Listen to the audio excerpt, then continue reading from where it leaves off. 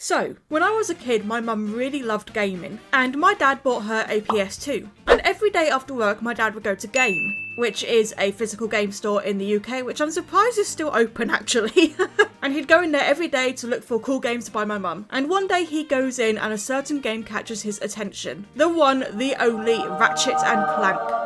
Now, my mum played it and she immediately loved the game, and I was probably about 5 or 6 years old, maybe a little bit younger, maybe a little bit older, I'm not entirely sure. But as soon as I was like old enough to understand these more complex games, I picked it up and I absolutely fell in love with the series as well. Now, cut to today, I own every single Ratchet Clank game, I have played almost all of them, I have 100% platinumed a lot of them. I absolutely love this series, it's one of my biggest interests. And as you know, I wanted to start doing more things on this channel that I actually enjoy, that I am interested in. No more bang bang, get that out of here. And so today we are doing something related to Ratchet & Clank. Now, in the newest game Rift Apart on the PS5, there are these levels where you have to go into a computer and hack it in order to access new areas. But these computers have a virus on them, and you have to destroy the virus. It's called the Zeta Virus, and it has a really cool presentation, and it's actually kind of sentient as well. Like, it talks to you at one point in the game. But we only ever see it on computers. And Ratchet & Clank has a lot of robot characters. So I couldn't help but think, what would happen if those sentient robot characters got infected by the Zeta Virus? And that's what we're exploring today. I have taken Clank, one of the main characters, and Kit, the brand new character, and I infected them with the Zeta Virus because I am evil. So sit back, relax, and enjoy my designing process. Now, it has been such a long time since I drew any Ratchet & Clank characters. I think the last time I did was like, I don't know, 2017, 2018 time. So this was out of my comfort zone a lot for me, but you know what? I had so much fun doing it. I absolutely love these characters, and being able to finally do some art that I really, really enjoy. It was such a nice breath of fresh air. I am free from the band shackles, woo! Now, the good thing with Clank and Kit is both of them are fairly geometric in their body shape. They're actually quite simple characters in that respect.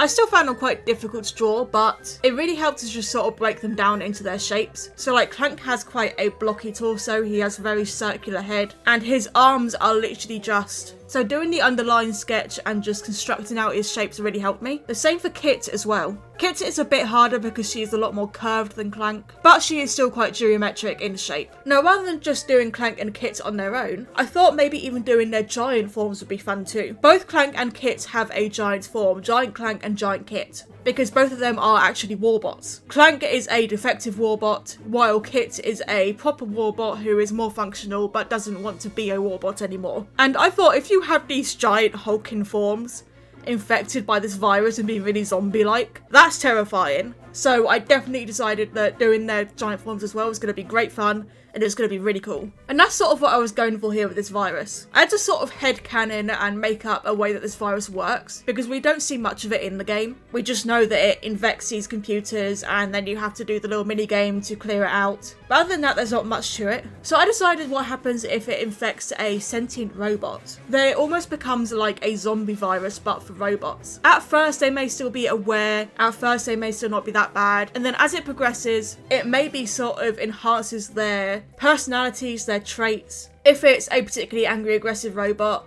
they will be more angry and aggressive. If it's a robot that's a bit more shy, they may hide away a bit more. It sort of just really, really exaggerates their personality, their traits, their coding. And then eventually it will get to the point of turning all the coding into just aggression and this massive need to spread the virus. And then it sort of becomes the zombie-like virus, that the robots and characters will act more like zombies. So that's sort of the idea that I was going for, the backstory to it. Really, this whole thing was me just having fun.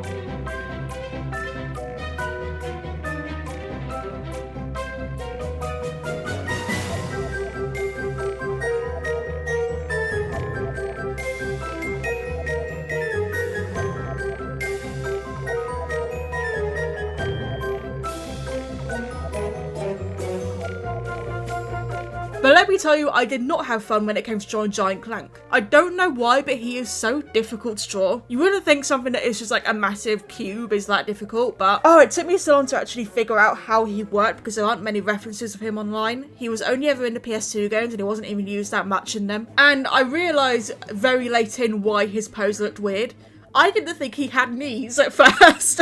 Like, I was looking at it, and it looked like his leg was just like one part, and it didn't bend. But then I looked close at some references, and there is a bend there. It's just really small and really close to the foot, and really hard to see. So once I figured that out, it definitely looked much better. But I'm still not 100% happy with how Giant Clank turned out, but still, it was fun to do. As for adding in the virus, of course poses were really needed here. I went for poses where they're a bit floppy, a bit, hunched and in pain. And for the giant forms, I made them look a lot more aggressive. And using a different layer and using a different colour, I sketched out each tendril of the Zeta Virus. It was going to be a pain to line later on, but the detail was necessary here because the Zeta Virus creates these physical tendrils that go all over the computer, all over what it's infecting. And it's that presentation of the Zeta Virus that made me want to do these designs. I thought it would just look so cool. Like, honestly, I'm tempted to write some kind of like little story, like a Ratchet Clank AU that's all about zombies, and it's the Zeta Virus actually infecting robots that become the zombies rather than the organic beings being zombies, like turning it on its head. That sounds so fun to write.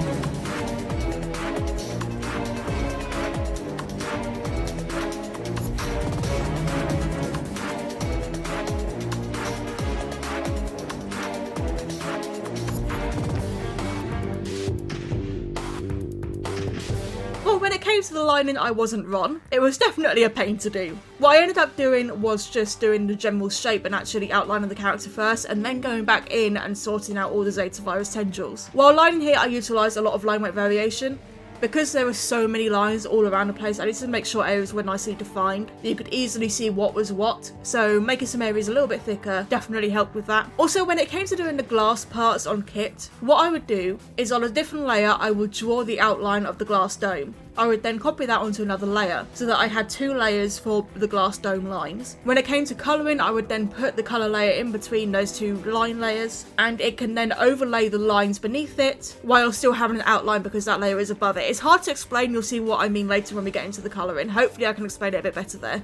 Now, using a different layer for doing the Zeta Virus tendrils, it was so helpful. As you can see, there was a lot of crossover here. A lot of lines crossing over each other, a lot of things that I would have to draw over and then erase again. And so if you do what needs to cross over on another layer, then you can go back to the layer beneath, erase it, and then just merge the 2 layers together. So for example, if I have Clank's eye and I want to draw a tendril that goes over the eye, I will make a new layer and draw the tendril on that layer. I will then go back to the original line layer and I will erase any lines that overlap. I will then merge the tendril and the original layer together again to keep them on one layer. It's a really helpful little trick.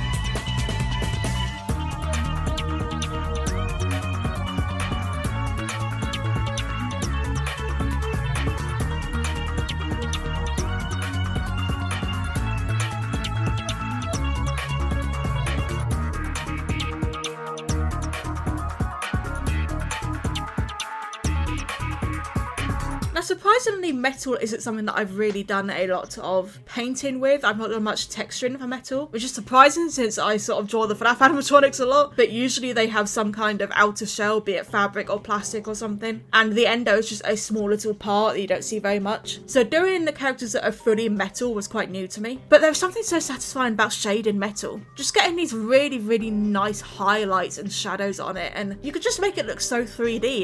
It's probably one of the easier materials to make look 3D if you ask me. If you know what you're doing, I mean, I highly would suggest getting a reference for metal and shading using a reference if you're not entirely sure. But once you sort of get it down, it's very soft, it's very blurred, obviously depending on the lighting you're going for, but here I was going for more neutral lighting, and yeah, it was really satisfying to do. Kit I didn't put as much shine on because she's more of like a painted metal. As you can see, she's yellow as compared to Clank being a raw metal, so I didn't make the highlights as harsh on her. Now, as for the Zeta Virus tendrils, in game they are super detailed. Like, it would have taken me days on end to get that amount of detail on them. So what I did instead was I put my brush on a very, very high blots and noise texture, very strong, and I would then get some different tones and I would literally just scribble over them. I would make my movements really, really random, and that way it created this different tone texture. It added both the dark and the light tones of purple and pink, and then to match it even more I added some yellow in, and I concentrated the yellow on areas where the tendrils were a bit thicker, because if you look at the in-game one, the yellow tone sort of comes in where there's slightly thicker parts where it's slightly more bulbous, so I concentrated that on my drawing as well. But really the main part of doing these tendrils and texturing them was to just keep my brush strokes really, really random, because otherwise I would overthink it and things would become too uniform and inorganic looking. This computer virus, while it is a digital virus, it has this organic physical presentation to it, and so these weird purple tendrils, they needed to look organic. I make sure I kept my brush strokes just flowing and random and not uniform or geometric in any way, helped to keep the organic look, which contrasted nicely with the inorganic look of the robots. Creates this really nice contrast. It's quite uncanny and quite creepy actually. Now, when it came to shading, I just went some nice neutral blue, but I also wanted to add some glowing purple, because in-game the Zeta Virus does glow purple slightly. So that was mainly going to be on the eyes and stuff, because I decided to make the eyes the purple of the Zeta Virus to sort of represent that the Zeta Virus has taken over the system and the coding of the robot that is infected. I actually had that idea from the start, but I almost forgot to do it, so like way later on, like right as I was going to finish, I had to go back and sort of change the saturation of their eyes to purple because I totally forgot to do it. But once all the refined shading was done, the final thing to do was some basic effects such as glowing on the lights in the eyes, and to also use my scatter brush on a actually small star texture and use that to create the particles that float around the Zeta Virus. Almost like spores, but it just adds another nice bit of detail.